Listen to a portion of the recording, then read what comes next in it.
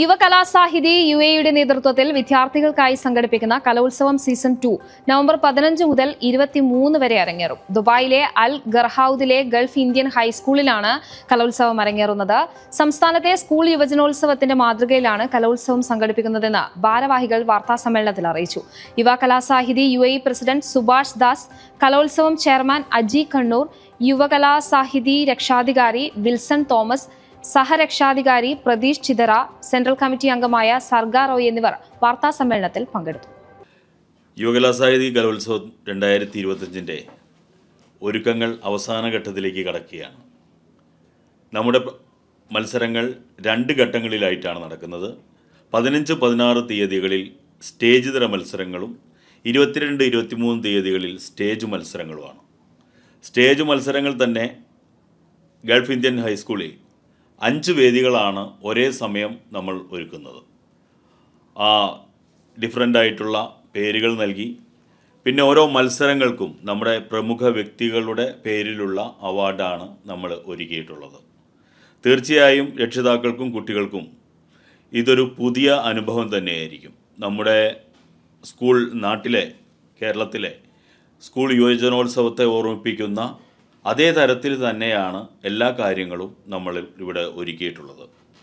Vayalar, Kaniyapuram Ramendran, Madhavikutty, ONV, P. Bhaskaran, അങ്ങനെ നമ്മുടെ പ്രമുഖരായ എഴുത്തുകാരുടെയും കലാകാരന്മാരുടെയും പേരിലുള്ള അവാർഡുകൾ ഈ മത്സരത്തിൻ്റെ അവസാനം അവാർഡായിട്ട് നൽകുന്നതാണ്. ഈ വർഷത്തെ നമ്മുടെ സീസൺ 2 കലോത്സവത്തിന് മുഖ്യ അതിഥികളായി എത്തുന്നത് ഒന്ന് നമ്മുടെ പട്ടാമ്പി MLA മുഹമ്മദ് മുഹ്സിനും, രണ്ടാമതായി മുഖ്യ അതിഥിയായിട്ട് വരുന്നത് വിനീതാണ്. വിനീത് എന്ന് പറയുന്നത് പഴയകാല കലാപ്രതിഭ കൂടിയായ വിനീതിൻ്റെ കൂടി ഒരു സാന്നിധ്യം ഈ ഒരു കലോത്സവത്തിൻ്റെ മാറ്റ് കൂട്ടും എന്ന് ആണ് എനിക്ക് പറയാനുള്ളത്.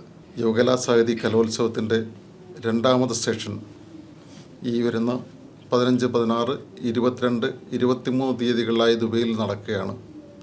UAEയിലെ എല്ലാ എമിറേറ്റ്സിലെയും കുട്ടികൾ ചേർന്ന് നടത്തുന്ന ഈ കലാമാമാങ്കം തീർച്ചയായിട്ടും നമ്മുടെ ഇത് പാർട്ടിസിപ്പേറ്റ് ചെയ്യുന്ന കുട്ടികൾക്കും അതുപോലെ അവരുടെ രക്ഷാകർത്താക്കൾക്കും ഒക്കെ നവ്യാനുഭവം പകരുമെന്നുള്ളതിൽ ഞങ്ങൾക്ക് ലേശം പോലുമില്ല.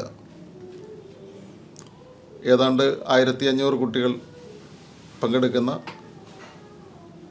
വിവിധങ്ങളായ ഐറ്റങ്ങൾ, വിവിധങ്ങളായ ഏജുകളിലുള്ള കുട്ടികൾ പങ്കെടുക്കുന്ന ഈ മത്സരം എന്തുകൊണ്ടും കുട്ടികൾ തമ്മിലുള്ള മത്സരത്തിൻ്റെ ഒരു മാറ്റുരയ്ക്കലാകുമെന്നുള്ളതിലും ഞങ്ങൾക്കൊരു സംശയവുമില്ല. ഈ പ്രദേശത്തുള്ള എല്ലാ രക്ഷാകർത്താക്കളും കുട്ടികളും ഒക്കെ ഇതിൽ വന്ന് സംബന്ധിക്കണം, കാണണം എന്ന് ഞങ്ങൾ അഭ്യർത്ഥിക്കുകയാണ്. നമ്മുടെ ഈ കലോത്സവം സീസൺ 2മായി ബന്ധപ്പെട്ട് പറയുമ്പോൾ തന്നെ സീസൺ 1ൽ ഉള്ള കാര്യങ്ങളൂടെ പറയണം. സീസൺ 1 നമ്മളെ സംബന്ധിച്ചിടത്തോളം നമ്മൾ ആദ്യമായിട്ടാണ് ഫിസിക്കലായി ഒരു കലോത്സവം സംഘടിപ്പിക്കുന്നതെങ്കിലും അത് പരാതികൾക്കിടവരാതെ നടത്തുവാൻ കഴിഞ്ഞു എന്നുള്ളത് യുവകലാസാഹിതി UAEയുടെ വിജയമായിട്ടാണ് നമ്മൾ കണക്കാക്കുന്നത്.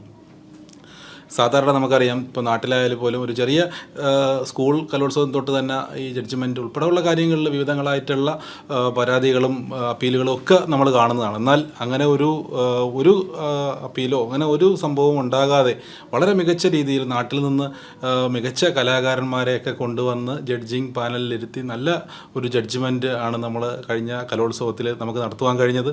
അത് നമ്മളെ സംബന്ധിച്ച് വളരെ അഭിമാനകരമായ കാര്യമാണ്. ഈ വർഷവും അതുപോലെ തന്നെ മികച്ചൊരു ജഡ്ജിങ് പാനൽ ആണ് നമുക്ക് ഇതിനകത്ത് ഉണ്ടാവുക. യുവകലാസാഹിതി UAE കലോത്സവത്തിന് രജിസ്റ്റർ ചെയ്തിരിക്കുന്ന കുട്ടികളെല്ലാം നമ്മൾ ബന്ധപ്പെടുന്നുണ്ട്. എല്ലാവരും നല്ല ആവേശത്തിലാണ്.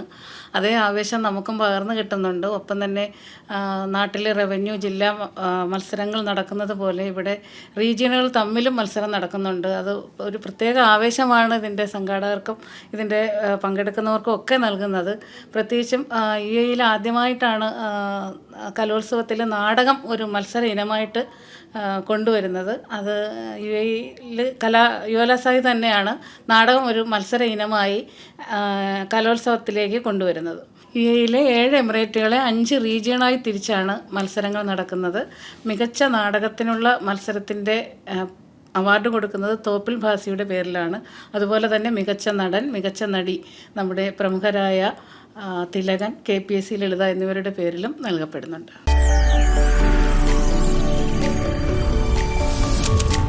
NTV UAE to the world.